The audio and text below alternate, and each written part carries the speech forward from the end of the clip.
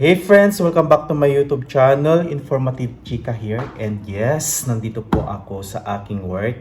And yan, meron po tayong unboxing and yes, meron din tayong konting information about sa gift ng aking amo. So, yes, nung nakaraang Christmas kasi, maaga akong nag-vacation, so nagpunta akong Malta.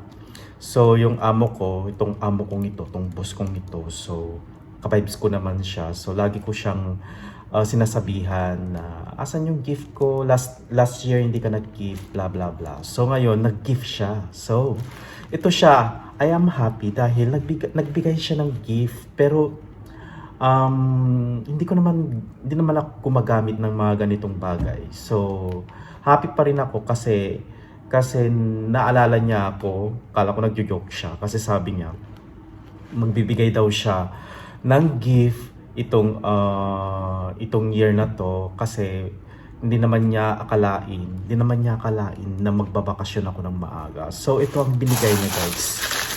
Armani. Let's open it. So Armani, ito siya.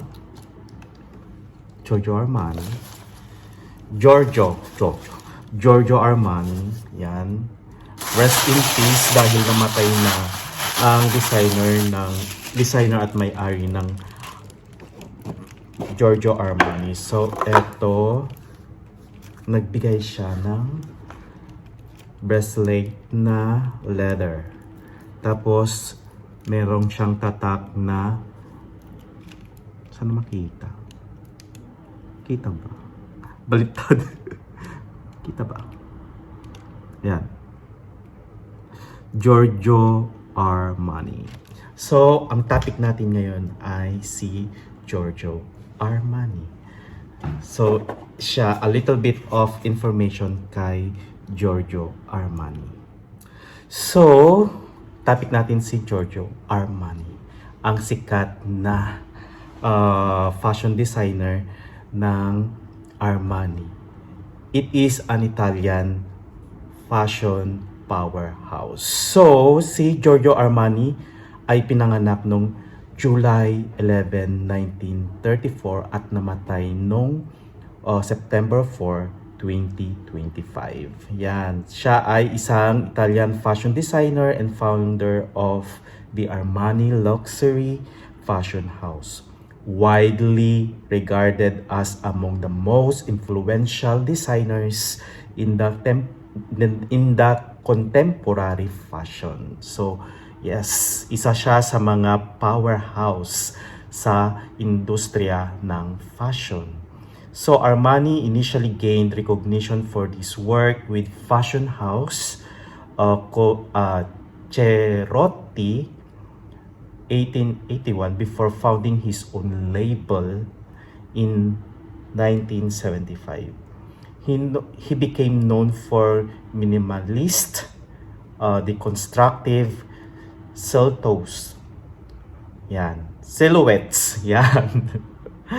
Especially his jackets and suits, which are said to have redefined masculine and feminine elegance in the contemporary form. Armani also played a pivotal role in shaping celebrity style. So kilala talaga si Giorgio Armani sa mga celebrity. So particularly red carpet fashions by the early 2000s, he was recognized as the most successful Italian designer, with the brand expanding into music, sports, and luxury hotels. So, yan ang konting information about kay Giorgio Armani. So, napakasikat na Italian fashion designer. So, topic na naman po tayo sa susunod kong vlog, mga kapatid. So, kita-kita po muli tayo. This is Informative Chika and see you around. Ingat po lagi tayo and have a nice day. God bless.